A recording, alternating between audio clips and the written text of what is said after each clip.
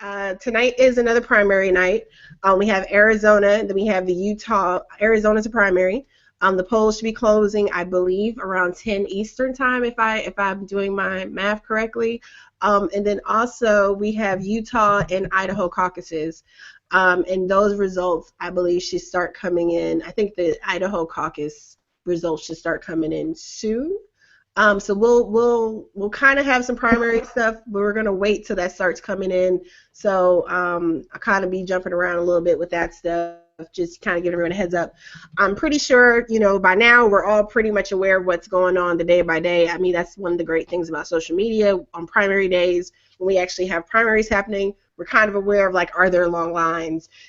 Are there issues at the polls? And apparently, I'm seeing reports from different places that people who were independents who registered as Democrats to be able to vote are being told they're not actually registered properly. So they're being either told they can't vote, or they're being given provisional ballots, or some scenario combination or whatever.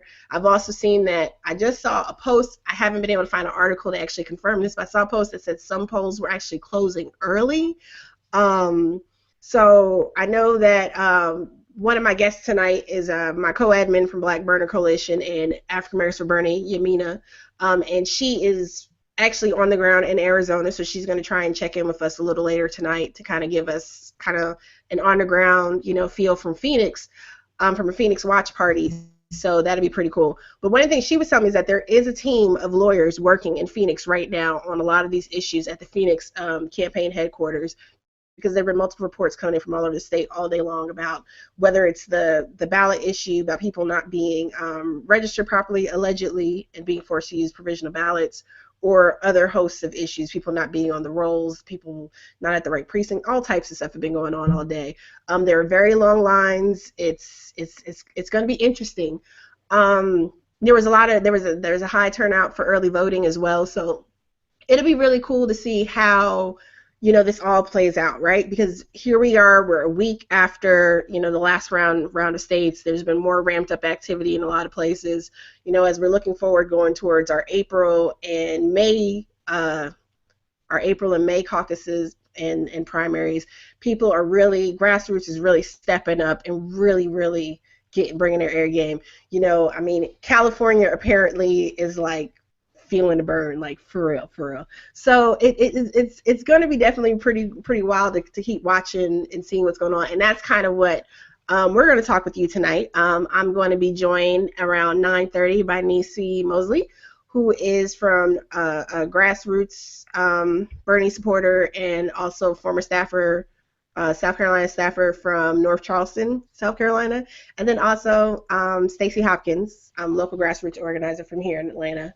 And we're going to talk about kind of, what grassroots can do as we're talking about moving the campaign forward. We keep saying, okay, Bernie has a path forward. This is possible. We can do this. But what does that actually look like besides saying, okay, we need people to phone bank. We can do this. This is possible. What does that look like besides sharing, information on social media? So looking forward to having Niecy come on and talk with us a little bit more about kind of, the differences, the different sides of things, and like, kind of just some from her own experience, what she would think were like good tips and ways of going about doing things. And then also Stacey will come in and we're going to talk a little bit about how to talk about movement building a little bit, but also getting involved local action. One of the great things that Bernie has been, talking about has been, when millions of people rise up, we can change the system. And some may say that's idealistic or that's impossible, but people have come together and created sustainable, meaningful change before, and so we already have models, we already have examples for how it has happened. But a lot of that, the action steps that you take to begin to become involved, that you take to begin to actually create, change, and whether it's you're talking looking at your schools, whether it's a local issue in terms of environmental stuff such as water issues. One of the things Stacey and I have talked about is there's a coal ash, issue here in Georgia. Coal ash is a problem actually in several places such as West Virginia and North Carolina, for example. There was a big coal ash spill think it was 2 years now, with Duke Energy in North Carolina. So there's a lot of, a lot of different things that while they tie into national politics to some extent, all politics is local, as the saying goes. And so I'm really excited to have Nisi and Stacy, impart some wisdom on all of us. And we'll be taking calls starting at 10, just to give us a little time to have conversation and stuff to begin to, to kind of begin with, and then we'll be opening the phones and the lines at 10. Want to thank everyone who tunes in. Please, if this is your first time, if you're just now tuning in, you like so far, you've watched some old videos, hit subscribe. Help build up the channel for the Ben Dixon Show and the Progressive Army as a whole. Also, check us out on Facebook. Progressive Army is on Facebook. Benjamin Dixon Show is on Facebook. So just want to give a few highlights, current events, just talk a little bit to you guys about just kind of what's been going on. Obviously, pretty much everyone is aware that there was a terrorist attack in Brussels. We just got an update from Maricopa County that there were 1.9 million. There were 1.9 million registered voters in Maricopa County. There are only 60 polling places, and they're saying that people are waiting up to 4 hours in line to vote. We usually don't hear about that waiting in line long like that, as to my knowledge, in a primary. That's like general, election voting waiting time. Which even for that's crazy. That you're waiting in line 4 hours to try and vote. We really need to work on creating a system where it's easier for people to engage. When you look at some of the pictures from Twitter, there are people, at least the weather seems nice, thankfully. But there are people, I remember in 2004 in Ohio, it was raining. Election day was a rainy day, very muddy, but people were waiting in line in many places outside in the rain for hours to vote. So it's definitely something that we need to be more cognizant of. We need to be more active and involved in our local communities and county level, organizations, to figure out what are ways that we can try and help and address situations like this, so that down the line, we don't have people, because if you're elderly, if you're handicapped, yeah, there's supposed to be provisions, but not everyone is trained properly at polling sites to understand that, handicapped should probably get, certain preference and things of that nature. So, if you're handicapped, if you're elderly, if you don't even know those opportunities to possibly go in a different line or a different way to vote even exist, right, where they do, you might be discouraged from going to vote because it's 4 hours in line.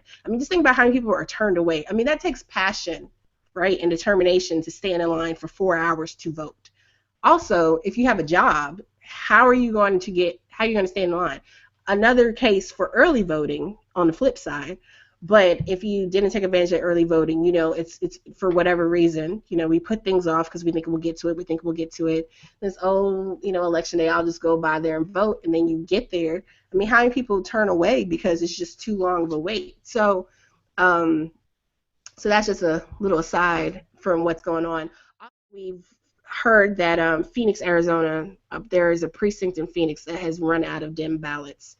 So while that's good on the one hand, because that means, yay, a lot of Dems, a lot of people out voting, that's not good that they've run out of ballots, and how they're going to handle that, we'll be waiting to see. But another thing we just saw is that they're saying that out of Arizona, still some more on Arizona, we had in the 2012 primary, there were 300,000 voters in 200 polling places.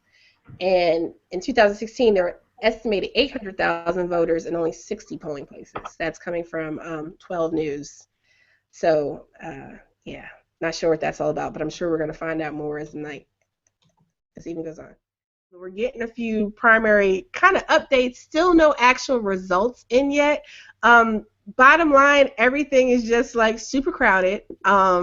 They're unprepared once again. And at this point, Bernie Nation, y'all have to be prepared for these caucuses and stuff. You need to make sure that part of whether the campaign has clearly designated people to do this or not, if they have not done so, check for people who have caucuses coming up. Volunteer, yes, right? I'm not really familiar with the different caucus rules, but I know you guys can volunteer to work them.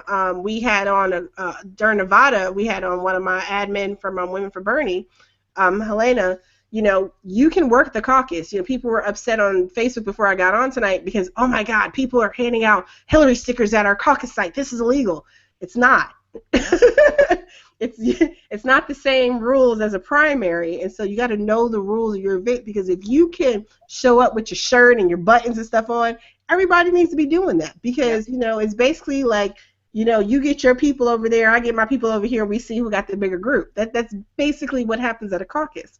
I mean, that's oversimplification, but that's kind of what happens. And so I'm seeing pictures coming in here now from, like, there's an Idaho Falls caucus with Bernie Sanders, like, his side is crushing the tagline is the Hillary side. That's just one caucus site. So we'll see, you know, what's coming on some more. You know, Arizona, again, the only thing coming out of Arizona right now is still that they were ill prepared. The polling locations were haphazard. They were poorly planned.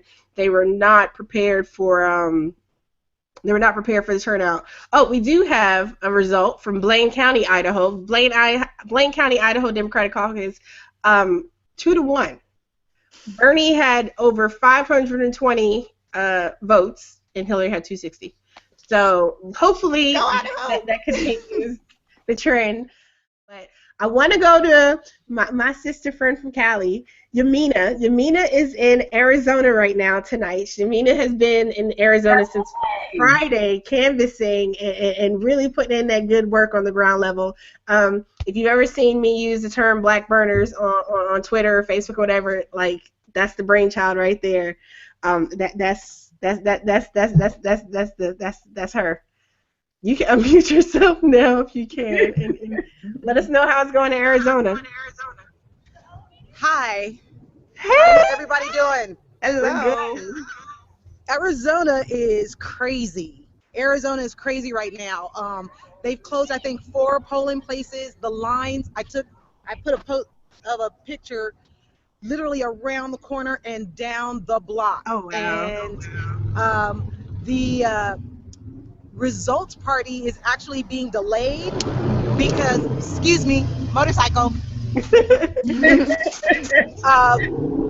It's being delayed because volunteers are going to the polls right now and begging people to stay in line. Oh, the lines wow. are like Okay. 4 hours long. And oh, wow. yeah. So it's still 4 hours even now. Yeah, it's still 4 hours, and the legal team at HQ are looking into it because people have been turned away. There's been a lot of people that are saying that they've been told that they are registered as independents, but they are on DNC voter rolls.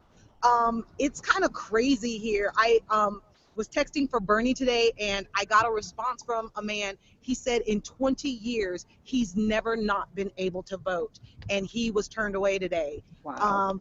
Yeah. I don't know what's going to happen with this. I'm scared of the convention, even though I'm trying to be a delegate. It's going to be probably the most contested convention in history.